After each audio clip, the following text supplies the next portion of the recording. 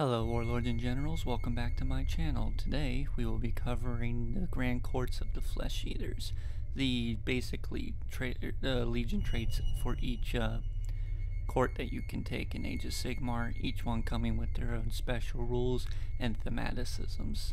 So without further ado, we'll begin with the Morgon Court, which is home in Siesh, which, with the Living Kingdom, was once a grand kingdom that stretched many continents within the realm of death itself.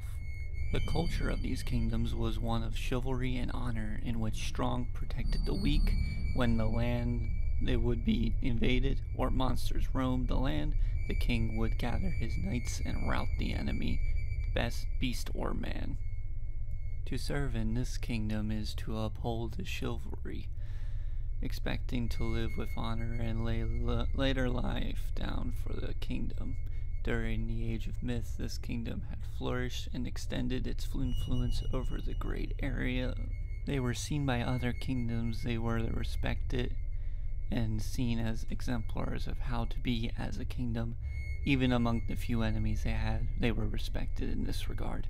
This kingdom valued respect and honor so much that they even respected the dead and lived peacefully with them, causing them to side with Nagash when the invaders came.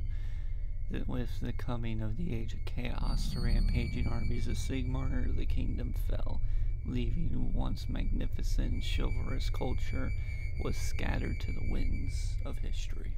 The people were nearly annihilated the descendants of said kingdom. Yet from this broken age they would arise, the Morgon Grand Court of the Flesh Eater Courts. Having been gifted with the curse of the Carrion King's madness, these Mordants believed that they were once again living in verdant fields and making sure that their chivalrous culture was being upheld. However, the truth could not be farther from this case. However, in reality, the verdant fields were really corpse-strewn piles of corpses laid amongst the fields, causing carrion and smell of death to be abundant in the area that the Morgons inhabit. The abhorrence of this court believe themselves the highest of the nobility, and that they are reclaiming the land that was once theirs and rebuilding the Grand Kingdom, which was taken from them by Sigmar's rampage and Chaos's invasion. They instead soaking the northern area with scenes of gore and corpses, blood strewing in the wake of this court's rampage. With generations of nobility and commoner being very close, the loyalty is greater than other courts, slaughtering all who enter their domain, meeting a gruesome end. Since the Age of Chaos, the abhorrence of the Morgon Court have spread through the realms, drawing tidal wave sizes of Mordants into their ranks, whether a new court is being established. Seeing living beings as invaders or monstrosities, and so charge the fields to cleanse the land. Looking at Nagash's relation, this court worships him as a god, and as any who oppose him are wicked and ignoble. Above this zeal, however, there is a loathing for Sigmar in particular, for he is one that took everything away from them to begin with.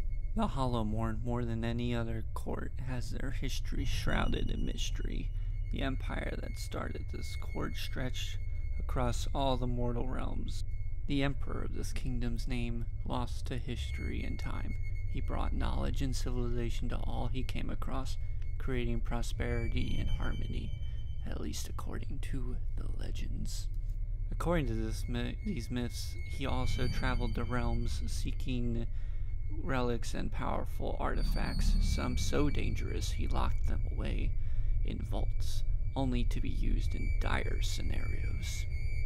Regardless on how far this kingdom stretched, only the royal families of the realm of metal, Shaman or Kamon, depending on how you prefer to pronounce it, knew the secrets of these vaults and where they were located.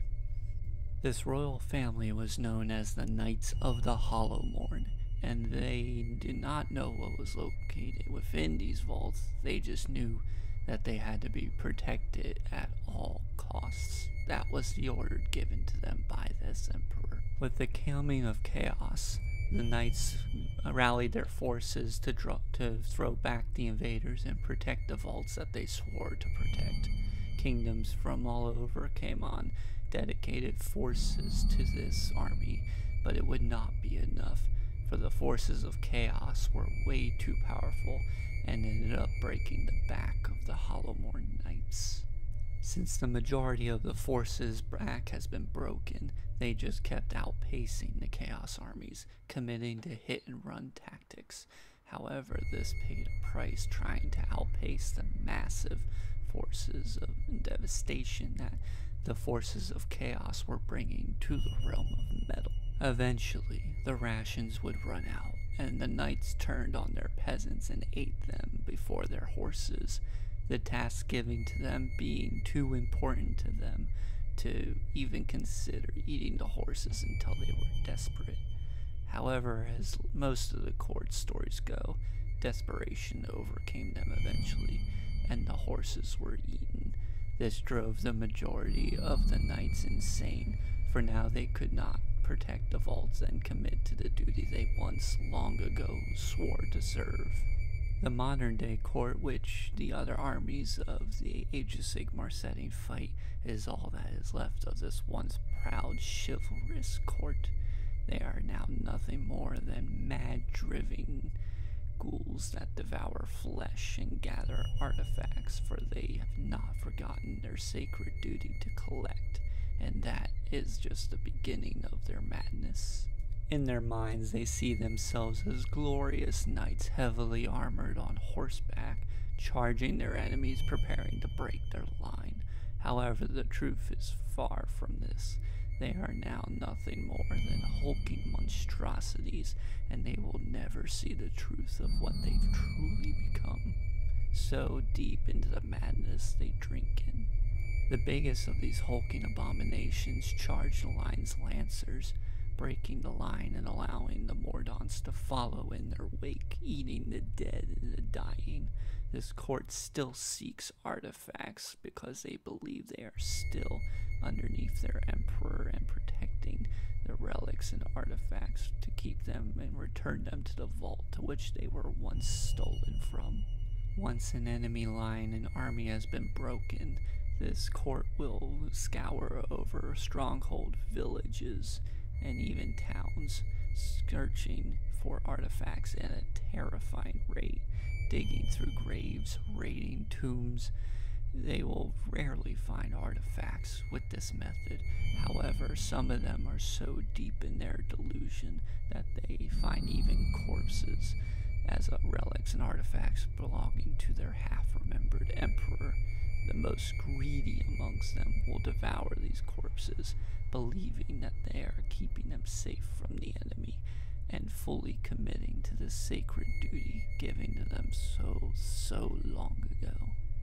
Next will be the Blister Skin Court, which the ghouls of are very easily to recognize, having peeled skin covered in bursts, and the seared meat and bleached bone that is exposed at all times, scuttering across the plains of Akshi, the realm of fire. One can smell this court before they even see them, the smell of cooked acidic flesh roiling in the air. However, this rarely helps the prey of the court escape their rampages, for this court is majority filled and led by winged monstrosities, helping this court move at terrifying speeds, even compared to other courts. The culture that spawned this court was one that worshipped the sun, their kings and queens being the highest of the priests amongst the hierarchy. They were the ones that made sure the harvest every season, 1/3 of it would be left out for the sun to consume, and to make sure its blessing was still on their people by the end of the year. Though this culture was of Akshi originally, they understood the sun came from Hish, the realm of light, and they constantly seeked ways to enter this realm, to chase the sun, and gain further enlightenment and understanding of how the sun worked to gain further blessing from it. However, this enlightening, peace-loving culture would not last, for the coming of chaos, like the other courts, would ruin this lovely culture into mad-driven cannibals. And with the coming of chaos, their homes were destroyed, their crops were burned or pillaged, and they were ran from their homes. The court's priests starting to burn the old, dying, and the sick on fires to gain the sun's blessing to curse and destroy their foes. This court's descent into madness was fast and irreversible, like a comet descending through the sky at lightning speeds, fiery and unstoppable. With the coming of several power abhorrents, which is not entirely clear on if they were part of the Carrion King's original courts or if they were even the Carrion King himself, is irrelevant. With the coming of this and the drinking of the abhorrent's blood, their madness had come full circle. Now in their madness, they believe they have reached full enlightenment with the sun, where before they would hide from the sun, even hiding in their homes at high noon where the sun was as the apex of its power. Now they run under it, full skin, unclothed, all day, every day, and embrace the pain of the sunburn and the cooked skin. The most zealots of these ghouls will sprout wings so that they can even get closer to the sun to show their admiration and exaltation for the great orb in the sky. The nobility still leads this court to this day as abhorrence and winged horrors, where once they sent emissaries to fellow neighbors, they now only bring horror where once enlightenment was offered. The court rampages across the plains of Akshi, destroying and devouring all they come across. They will leave 1/3 of all the armies they slay the fry in the sun as an ancient form of a sacrifice to the sun itself, leaving behind blackened corpse piles as landmarks throughout the realm of Akshi itself. The ground trembles, trees are uprooted, and boulders are smashed. This is the calling card for our final Grand Court, the Gristlegore Grand Court from Gur. Their prey often cuddling in defensive positions as the Grand Court bursts from foliage, charging the defensive line.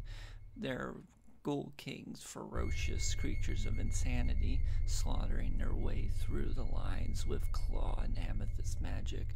Only the winged beast that they mount and keep as a menagerie of pets has any chance of keeping up with these ferocious creatures of insanity and murder. The ferocity of this court is a contrast mirror of contradiction of the culture that spawned it, which were known as the Tranquil Kingdoms. This kingdom was finding balance within the savage surroundings. This Gur's kingdom was barely dangerous before the coming of the abhorrents. Carnivorous plants, dangerous beasts, and predatory mountains were treated with respect and were sovereign beings in the eyes of this civilization. Hunting and killing of the wildlife in Gur was seen only as a necessary evil out of self-defense or hunger. In the eyes of this kingdom, meditation and contemplation were seen as the paragon roles and ideology to take within the kingdom's philosophy on life. Within this realm of savage beasts and even predatory landscapes, this civilization simply wanted peace and understanding and enlightenment through nature. They spent most of their time fasting and meditating to become more one with the tranquil aspects of nature. When they did go to war, it was often the nobles that would be first in the combat, using their skill in magic and swordplay, which they would practice to a masterful level in some small hope of making sure they would prevent as much death as possible to their people. Their magic and capabilities able to slay many foes in a single sweep or cast of their hand. However, even this level of skill would not save them from the coming of chaos. As the armies of chaos rampaged throughout all the realms, eventually they did find themselves upon the tranquil kingdoms, and when the armies of chaos descended on Gur, so did the tranquil kingdoms into anarchy. Sound minds were filled with panic, common folk calling on their nobles to save them from the hordes of chaos falling upon them like a tidal wave. But even the massive skill and swordplay of these nobles would not be enough to save their people, and from a distance they watched their homes ransacked, destroyed, their people slaughtered or enslaved. These nobles started to wander aimlessly throughout the wastes of Gur, because they had nothing to defend and nothing else to live for. They were lost souls in a storm.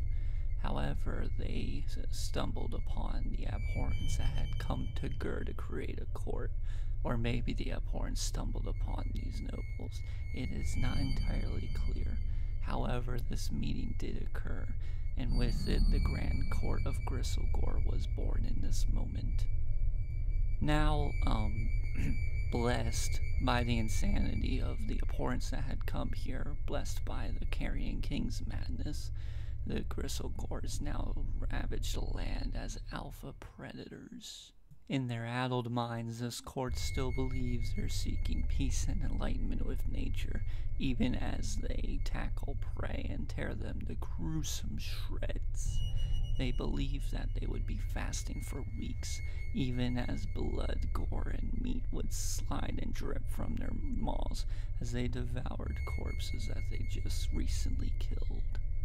Amongst the other mad things that they do, they will pierce their flesh with realm stone of Gur. It is unclear on why they do this exactly. Maybe in their minds they're becoming more one with the realm. It, however, does infuse a sense of ferocity and more savagery into those who have more shards, and it is no surprise that the Ghoul Kings have more shards pierced into their flesh than any other members of the court. For the abhorrence of this court, every spell and strike is made with precision, and every decision is contemplated before battle and measured, even though to any observer it is simply a beast, and they will behold total mindless thrashing monstrosities as they barrel into their prey and devour them for them and the menagerie of beasts that they have tamed, and allow them to follow into combat for glorious harvest. And that is all of the grand courts of the Flesh Eater courts spawn from abhorrence who the Carrion King created himself. I hope you enjoyed this, and if you want to see more from me, please subscribe and like the video. If you want to give me your opinion or even C&C on how to improve my next video, leave a comment. Either way, have a nice day and make time for some hobbying like painting or playing today. Have a nice day.